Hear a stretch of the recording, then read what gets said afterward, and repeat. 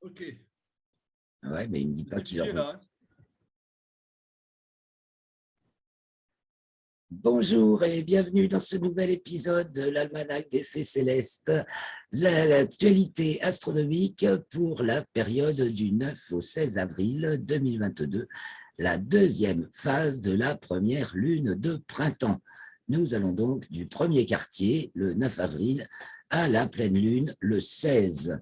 Alors les horaires précis, le 9 avril, premier quartier, à 8h47 et le pleine lune le 16 avril à 20h54. Donc, elle se lève au moment où elle est pleine. On va regarder ça avec Stellarium. On va faire d'abord un petit tour. D'abord, excuse-moi Christophe, je ne t'ai pas salué. Salut Christophe. Et merci d'être là pour cette présentation du bulletin astronomique. Donc, les faits célestes, un petit résumé d'abord des faits célestes de la semaine. Les plus importants, pour le premier quartier, le 9, nous avons Mercure qui passe à son nœud ascendant. Donc, en héliocentrique, c'est toujours à 19e degré du signe du taureau. Et en géocentrique, c'est n'importe où ailleurs ou exceptionnellement, ça pourrait être au même degré. Mais là, c'est le 26 degrés, donc 27e bélier. Donc, Mercure passe à son nœud ascendant. Le 9, c'est le premier quartier. Vénus passe à son nœud descendant le 10. On en a parlé la semaine dernière. Elles sont donc toutes les deux dans le plan de l'écliptique. Mercure qui monte et Vénus qui descend. Ensuite, puisqu'on est dans l'héliocentrique, Vénus en géocentrique, elle est dans le 6e degré du signe des poissons. En héliocentrique, on a Mercure qui passe dans le signe des Gémeaux, le 11, qui est à son périhélie le 14, donc au plus près du Soleil, donc c'est là qu'elle va le plus vite autour du Soleil, et elle arrive dans le signe du Cancer le 16, en héliocentrique. Tandis qu'en géocentrique, elle est dans le signe du Taureau à partir du 11. Voilà, Mercure fait beaucoup de choses. On a un gros événement, c'est Jupiter conjoint Neptune le 12, les deux grosses planètes, un événement qui se produit tous les 11 ans à peu près. Et puis, on a les planètes, on va avoir plein de planètes à voir le matin. Les conjonctions se succèdent et l'ordre des planètes dans le ciel du matin évolue de jour en jour. C'est assez sympa à regarder. Pour ce qui est, il y a Mars qui change de signe, qui rentre dans le signe des poissons, géocentrique. Et pour ce qui est de la Lune, donc, elle est conjointe à Pollux pour le premier quartier. Le 10, elle rentre dans les limites zodiacales, donc elle descend en déclinaison. Toute la semaine, elle était à sa déclinaison maximale. Hors limite zodiacale, c'était le 8 avril. Alors donc, elle va descendre et elle se passera en déclinaison sud le 15, vendredi 15. En latitude, elle va atteindre son maximum le 12, donc par rapport au plan écliptique, là, cette fois-ci. Et donc, elle va redescendre à partir du 12. Donc, descend, descend. Et puis voilà, pour le gros des événements de la semaine. Alors maintenant, je vais partager l'écran et on va aller sur Stellarium, faire le tour du ciel. Et après, quelques images. Stellarium.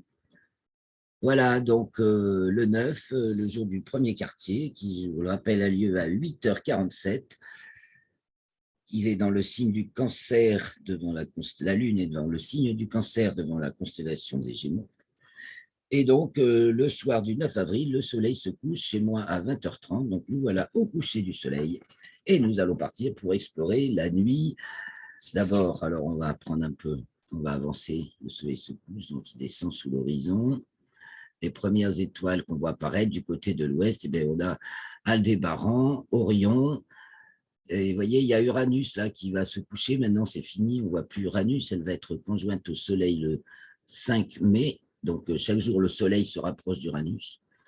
Donc, au couchant, le soir, nous avons les Pléiades, Aldébaran, Orion et Sirius, tout ce grand jet de l'hiver qui descend se coucher de plus en plus tôt. Voilà, là, il est 22h, 22h06.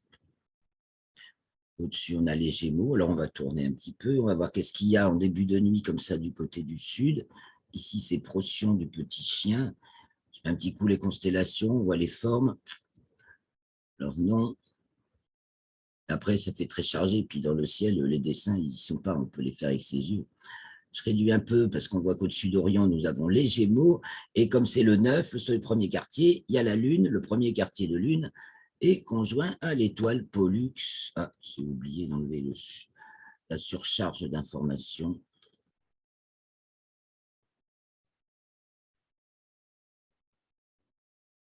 Voilà, donc la Lune se retrouve pour le premier quartier, notre demi-lune. On la voit au milieu des brillantes étoiles. En fait, elle est à côté de Pollux, donc elle a dépassé tout ce grand jet de l'hiver. Et on va la suivre, bien sûr, de soir en soir tout à l'heure. On fait notre petit tour du ciel de début de nuit. Donc voilà, au sud, on a le Lion. Voilà, Régulus du Lion culmine en début de nuit, 22h, 22h30, on est presque là. Et donc, c'est le Lion. On est au printemps, voilà. Donc, le Lion, puis la Vierge culmine en début de nuit. En dessous, il y a l'Hydre. Voilà. Voilà, continuons à faire le tour de l'horizon. Du côté de l'Est, il y a Arcturus du Bouvier qui s'élève déjà, voilà. Et puis, donc, Spica de la Vierge, qu'on trouve dans le prolongement de l'arc formé par la queue de l'ours, la grande ours, qui est là, qui se redresse, elle se tourne vers le nord. Hein. Donc, si on se tourne vers le nord, et bien voilà, on a la grande ours en début de nuit qui est en position sur le dos là-haut et se traverse très haut là-haut. Voilà. Et Capella qui est du côté du couchant. Donc, après ce premier tour, nous revoilà du côté de l'ouest, les étoiles qui s'en vont. Donc, on va tourner un petit peu, on va aller au milieu de la nuit et puis on ira voir là, ce qui se lève en fin de nuit. Donc, avançons de 1 heure, 2 heures, donc il est minuit, 0h30 et 3 heures, voilà. Allez, il est donc minuit pile à 1h51 sur le méridien de Paris. Puisque nous avons l'équation de temps qui est nulle ou qui était nulle, je ne sais plus, la semaine dernière. L'équation de temps est nulle, je vérifie. Le 15 avril à 14h, c'est bien ça. Donc l'heure, le midi vrai et le minuit vrai ont lieu à l'heure du midi moyen et minuit moyen, donc 9 minutes avant l'heure, puisqu'on est à 9 minutes de temps, 2 degrés 15 minutes est de Greenwich, ça fait 9 minutes de temps avant. Donc, sinon, il serait midi à 14h. Mais non, ça varie autour de 14h avec l'équation de temps. Donc voilà, au sud, 0h30, même 0h51, donc 1 heure de plus. Voilà. On va maintenant se tourner vers l'est pour voir ce qui apparaît et qu'on verra en fin de nuit. Donc, 2 heures, presque 3 heures du matin, Antares du Scorpion apparaît au sud-est. Hein. Et puis, il y a Altaïr de l'Aigle qui se lève à l'est. Et donc, ça forme le grand triangle de l'été avec Vega de la Lyre et Deneb du Cygne. Alors, au cours, on avance encore. On va avancer de quelques jours. Non, on va quand même, c'est pour vous signaler qu'il va y avoir les Lyrides, un bel essaim d'étoiles filantes. Je pense que c'est à partir, voilà, elles apparaissent là. Le maximum, c'est le 22 avril, mais donc on va avoir en fin de nuit, deuxième moitié de nuit, on peut voir, il va y avoir des étoiles filantes un peu plus, normalement. Je reviens. Oh non, c'est bien, parce qu'on va assister maintenant au lever des planètes dans le ciel du matin. Alors, on passe de minute en minute, on va voir apparaître. Vous voyez, le Sagittaire se lève. Oui, 3h35, donc 4h35. Voilà. La première maintenant à apparaître, c'est Saturne. Saturne qui est devant la constellation du Capricorne. Voilà les étoiles d'Eneb Algédi, Nashira et d'Eneb Algédi. Il y a une photo là que j'ai postée, qu'on va regarder peut-être tout à l'heure, où il montre justement, Saturne, il y a les noms, il montre Saturne, Mars et Vénus, il y a quelques jours, donc elles sont beaucoup plus rapprochées. Et il marque Deneb, mais c'est Deneb Algédie, celle du Capricorne. Donc voilà, Saturne qui se lève, Saturne qui se lève à 4 heures, aux alentours de 5 heures. Mars qui se lève aux alentours de 5 heures, 5h10. Ah bah oui, on est le 17 là, oui, 5h05. Je suis avancé trop de jours. 16 nous suffira. Et ensuite, Vénus qui se lève maintenant, la dernière des trois. Et vous voyez, comme elles sont joliment alignées, aux alentours de 5h30. 5h, 5h15, 5h30. Saturne, Mars, Vénus.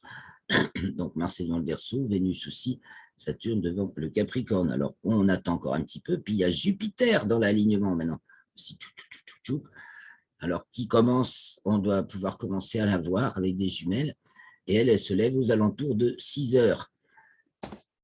Mais c'est que Jupiter cache Neptune.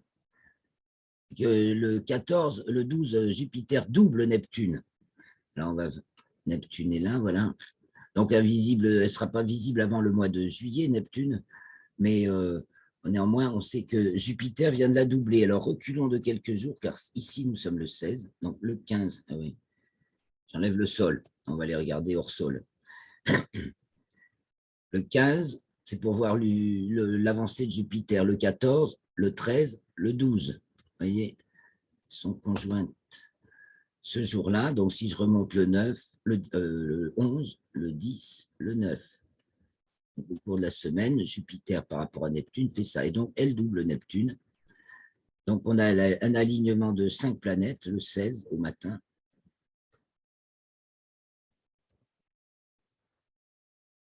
Qu'on ne peut pas voir, mais Jupiter, on peut commencer à la voir. Et donc, voilà, ça, c'est la tête des poissons.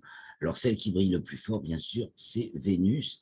Alors, il y a quelques photos de ce ciel du matin que des photographes mitraillent. Là, alors, je vous partage maintenant ces photos. On reviendra sur la Lune après, tiens. Non, ça, c'est encore la Lune. Ah ben non, ça. Voilà, par exemple. C'est le 6 avril. Donc, on a Saturne, Mars, l'étoile d'Eneb Algédie et Vénus qui est déjà loin devant. Donc, Vénus au courant du mois de... Rappelez-vous, de mi-février à mi-mars, Vénus et Mars sont restées conjointes. Elles ont avancé un peu ensemble, côte à côte, sur l'écliptique. Puis, Vénus a fini par devancer Mars, c'est le plus rapide. Elles ont doublé l'une et l'autre successivement Saturne. C'était fin mars. Et voilà la config le 6 avril. Et vous avez remarqué que le 16, là, eh bien, on les retrouve, on trouve Mars presque à mi-distance. Je peux comparer avec Stellarium. Voilà, le 16. Mars se trouve à mi-distance entre Saturne et Vénus. Tout ce petit monde avance. Ah, j'ai perdu mon image. Ah, je vais de la rouvrir. Tout ce petit monde avance. Voilà. Je crois que j'en ai une autre. Ça, c'est Aurore, Galaxie, Lune. On reviendra. Je crois qu'il y en a une autre. Ben non, elle n'est pas là. Je ne sais pas où je l'ai mise. Bon, j'en avais une autre très jolie. Je crois que j'ai oublié de l'enregistrer. Ou alors, elle a disparu, je ne sais où. Bref, je quitte. Je reviens sur Stellarium. Voilà, c'était nos planètes. Eh bien, on a fait le tour pour le ciel du matin. Maintenant, on va regarder la pleine lune. Ah, voilà. Là, on est le 16 au matin. C'est le 16, le jour de la pleine lune. Donc, eh bien, on va laisser passer la journée, n'est-ce pas? Allons-y. 6 heures, 7 heures, le soleil se lève à 7h04. Voilà, le lever du soleil. Je diminue un peu comme ça. Et puis, la journée va passer, n'est-ce pas? Le soleil monte dans le ciel. Tiens, on va se mettre du côté du sud. On va le voir passer d'heure en heure. Et voilà, il va aller se coucher et la lune va se lever au coucher du soleil, puisque c'est la pleine lune. Donc, elle a lieu, quand elle se lève à l'heure où elle est pleine et c'est l'heure de son lever. Voilà, 20h32. Donc, elle est devant la constellation de la Vierge. Elle marque le 27e degré du signe de la Balance. Elle est conjointe à Spica. Alors, on va avancer dans la nuit. Voilà, Spica. Ici, l'étoile alpha de la Vierge. Donc, pleine lune conjointe à Spica. Et donc, elle va traverser la nuit de plus en plus brièvement. Vous voyez, elle s'est levée du côté est-sud-est. Et donc, elle va culminer à une 35 degrés de hauteur à peu près. C'est pas si haut qu'en hiver, mais à chaque lunaison, là, plus on va vers l'été, plus la pleine lune culmine bas. Donc, quand on est vers l'hiver, la pleine lune culmine de plus en plus haut. Donc voilà, elle va se coucher au lever du soleil, puisque c'est la pleine lune et nous sommes le 17. Ce sera pour la semaine prochaine. Alors, je reviens en arrière. On a fait le tour. On ne l'a pas accompagné de jour en jour. On ne l'a pas accompagné de jour en jour. Alors, on va le faire vite fait, dans le sens, pas en rétrogradant dans le temps. Alors, donc, on a vu que le 9, elle est conjointe à Pollux, des Gémeaux. Le 10, elle est près de l'amas de la crèche, qui est là. Je vais nous l'afficher. Voilà. Le 10, elle est au-dessus de l'amas de la crèche. Bon, une lune gibbeuse croissante, on ne verra pas beaucoup l'amas avec des jumelles. Le 11, elle arrive en dessous de la tête du lion. Le 12, elle est conjointe à Régulus, entre le 11 et le 12. Là, il est 21h39. Donc, le 12 en début de nuit. Le 13, elle passe sous le queue du lion. Le 14, elle arrive devant la Vierge. Le 15, elle est devant la Vierge. Et le 16, pour la pleine lune, elle est conjointe à Spica. Voilà pour la lune, et elle est devenue pleine. Alors, je crois qu'on a fait le tour pour la lune. On va parler un petit peu de l'actualité astronautique. On va parler un peu encore de la lune dans ses librations. Tiens, on va le regarder avec les images. Ah, attendez, j'ai peut-être trouvé un truc pour afficher. Ah, ça y est, je les ai, mes images. Ah, non, alors je les perds. Je ne sais jamais où trouver mes images. Ça. Bon, je vais les rechercher. Excusez-moi. Ça, ah oui, alors ça, c'est parce que c'est ça que je veux. Alors, je reviens sur ces images. Affiche-moi les images. Ah, c'est une image de l'atmosphère de Pluton, parce que j'ai beaucoup travaillé sur Pluton, parce que dans le livre que je suis en train d'écrire, là, j'en étais au chapitre sur le référentiel d'intégration, la sphère intégration, donc le royaume de Pluton, transcendance de la transcendance. Et donc, j'ai été rechercher des bonnes dates, et comme image, il y a cette image de l'atmosphère de Pluton par la sonde New Horizon, après son survol de Pluton, le 14 juillet 2015, quand elle s'éloignait, et donc on voit l'atmosphère de Pluton. Voilà, le Soleil est derrière. C'est une occultation du Soleil par Pluton qui révèle l'atmosphère de Pluton. La photo est magnifique. On va peut-être en reparler. Alors voilà, la Lune. Cette semaine, la Lune va atteindre, étant à sa libration minimale en latitude, le 11 vers 19h. Et donc à ce moment-là, elle est... pourquoi il est si haut le truc?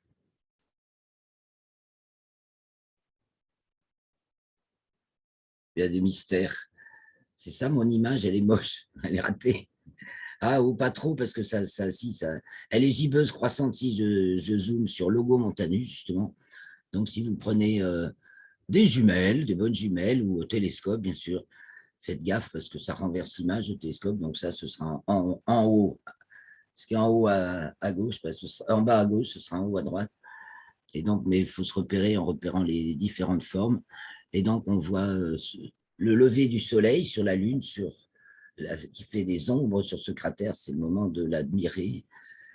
Et donc, il y en aura d'autres. Ça, c'est le 11 au soir qu'on peut voir la Lune comme ça. Le 12 au soir, on peut repérer le cratère Gassendi. Vous voyez, gibbeuse croissante chaque soir, elle est un peu plus éclairée.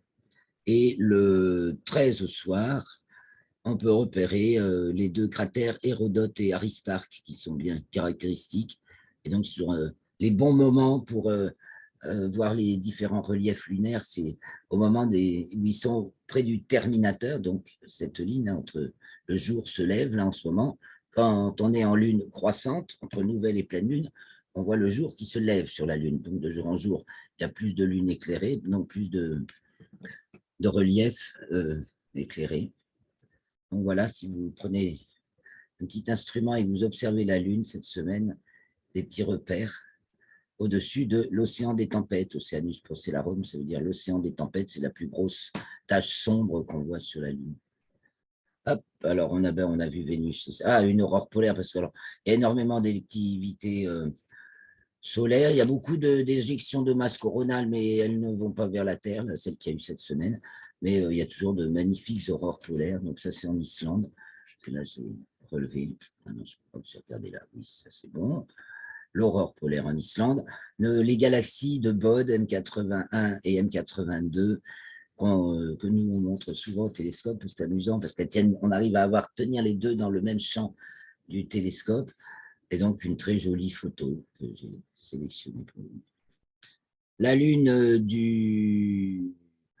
je crois, quel jour c'était, 4 avril, c'était avant le premier quartier, donc c'est du 6, voilà, le croissant de lune du 6 avril. Une détection d'une supernova, mais dans une galaxie lointaine, mais il y en a souvent. Et ça, bah, si, là, voilà la photo que je cherchais tout à l'heure.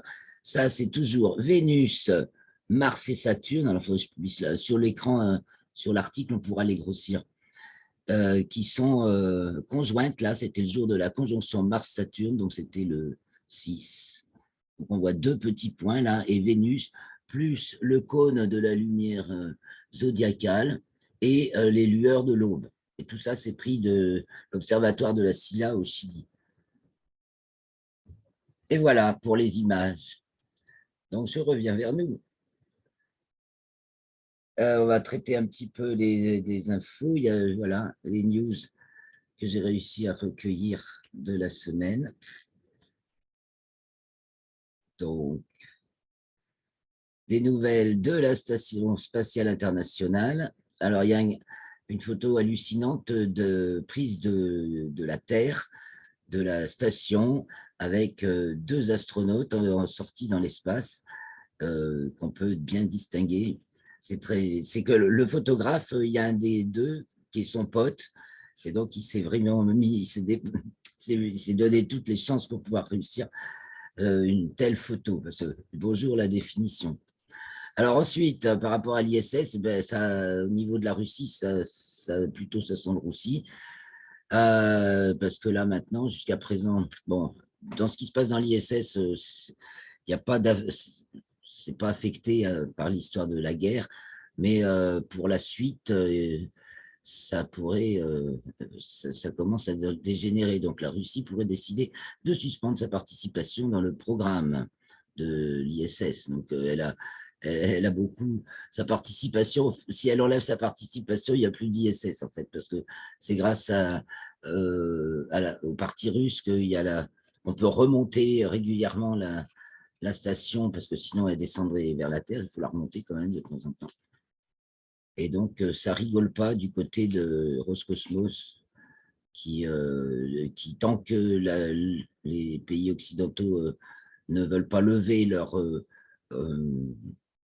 mesures économiques, pour brimade économique, la Russie menace de quitter l'ISS. Pour l'instant, mais pour ceux qui y sont, tout se passe bien. Et donc, il y a en ce moment 5 astronautes russes. Et là, il y a une première mission privée qui s'envole là, qui décollait à 17h17, heure de Paris. Donc, ils sont en voyage, un astronaute et c'est 3 privés. Bon, c'est pour faire certaines recherches, mais voilà, c'est une mission privée qui va passer quelques jours dans l'ISS, je ne sais plus, une dizaine de jours. Et la mission des astronautes réguliers de l'ISS, la mission Crew 4, qui avait été retardée d'un jour et encore retardée, elle est pour le 21 avril. Dedans, il y a, dans les 4 astronautes, il y a 2 femmes, l'italienne une Italienne qui a déjà fait un séjour dans l'ISS et une Américaine qui est la première femme noire à faire une longue mission, à faire une très longue mission dans l'ISS. Alors, à propos d'ExoMars aussi, qui fait les frais de la guerre en Ukraine, donc les dernières nouvelles, et il y avait un des collaborateurs russes de ExoMars qui est interviewé dans Ciel et Espace. Au moins, ça fait plaisir. Il faut pas, ils sont pas à éviter tous les Russes. Donc, il faut lire ce brin d'article parce qu'après, il faut s'abonner. Mais bon, on a déjà le gros des nouvelles. Alors, sur Mars, sur Mars, Persévérance, on peut voir l'hélicoptère Ingenuity depuis l'espace et ils ont réussi à prendre une photo de Ingenuity à côté de Persévérance. L'intérêt de Persévérance avec ses capteurs de son, c'est qu'il a permis de calculer la vitesse du son sur Mars, ce qui est une source d'information que la NASA avait négligée, mais que c'est grâce à l'Europe que ça a été embarqué quand même. Et c'est intéressant de savoir comment se propage le son sur Mars. Et en fait, on s'aperçoit que les graves se propagent plus vite que les aigus et les aigus se perdent très vite. Voilà ce qu'on sait maintenant de la propagation du son sur Mars. Et quant au retour des échantillons de sol, il faudra attendre une dizaine d'années. Il y a un programme Mars Sample Return qui est en cours, mais ce que récolte Persévérance maintenant ne sera ramené sur Terre que dans une dizaine d'années. Alors, du côté de SpaceX, donc c'est cette première mission de civil sur l'ISS, là c'est SpaceX qui assure le voyage, et donc ce vol marque le début de la privatisation de l'ISS. Alors ensuite, Starlink et la France. Alors, le Conseil d'État a annulé les autorisations de fréquence accordées à SpaceX, parce une agence française les avait préalablement autorisées, et puis sur la pression d'un certain nombre d'associations de mise en garde contre les ondes électromagnétiques, en fait, la France finalement refuse à Elon Musk le droit d'émettre. Par contre, la France a financé a participé à l'envoi de 5000 terminaux Starlink en Ukraine pour soutenir. Voilà, bon, l'actualité est assez cocasse. Et il y a un petit documentaire sur les 20 années, sur les 20 années de SpaceX et d'Elon Musk, et c'est sur Netflix. C'est intéressant à présenter parce que c'est vraiment son état, sa façon de voir les choses qui est un peu qui est suivi de près, en fait, c'est dans ce film. Du côté du télescope spatial James Webb, ça se perfectionne, les réglages des miroirs se perfectionnent, la lumière commence à poindre. On nous explique comment le processus de refroidissement des instruments, et il aurait déjà détecté des sphères de Dyson, donc extraterrestres. Et donc, il y a un article de Futura Science. Alors déjà, il faut comprendre ce que c'est qu'une sphère de Dyson. Il faudra peut-être qu'on ait l'occasion d'y revenir. Et alors, ça fait repartir à fond sur le fait que ça ne peut être créé que par des intelligences. Voilà, c'est une espèce de bulle autour de la planète que les gens y font et pour s'auto-alimenter en énergie. C'est une théorie physique. Et bon, comme James Webb va permettre de voir des choses 100 fois plus précises que ce qu'on voyait auparavant, évidemment. Alors, il faut aller lire cet article de Futura Science. Et Hubble, lui, continue encore, et grâce à Hubble, on vient d'observer une planète se former. C'est une très, très, très grosse planète, alors c'est entre étoiles et planètes. Mais donc, on a observé la formation d'une planète étoile, parce qu'elle est très grosse planète ou toute petite étoile. Apparemment, c'est plutôt une planète. On a les images les plus précises jamais prises du Soleil apportées par Solar Orbiter, une des deux. Alors, une des deux missions qui tournent autour du Soleil. Et tout à l'heure, dans la vidéo sur les commentaires astrologiques, on reviendra sur le poisson d'avril là, qui fait intervenir la mission Bepi Colombo. Parce que, mort de rire, elle ne pourra pas faire ce qui est dit dans la lettre. Là. On relira ça tout à l'heure dans la vidéo sur les commentaires astrologiques. Voilà, et bien, et puis, je ne sais pas si vous vous souvenez de ces petits astéroïdes qui ont été visités par des sondes il n'y a pas si longtemps, l'astéroïde Bennu. Alors, les études suite aux missions se poursuivent et on se rend compte que cet astéroïde, ils appellent ça une armure, possède ce qu'on a une armure naturelle. Disons que comme il s'est créé par agglomération, il est totalement euh, il il craint pas les impacts. Il est totalement invulnérable aux impacts. Voilà pour les news de la semaine. Ah bah tiens, d'ailleurs, je vois que dans les dernières Astro News qui datent du 30 mars, il y a un article sur Mercure et Bepi Colombo. Donc, c'est toujours référencé dans l'article qui va être en ligne. Et donc, il y a des bons renseignements sur Bepi Colombo aussi. Non, parce que c'est une mission envoyée pour explorer Mercure, souvent Bepi Colombo, qui a fait des tours autour de la Terre, elle en a fait, autour de Vénus, pour aller ensuite autour de Mercure. C'est un parcours très compliqué. C'est plus compliqué d'aller du côté de Mercure que du côté de Pluton. Voilà. Eh bien, je reviens vers nous. Moi, je lisais mes news. Voilà pour les news. Ça va pour toi, Christophe?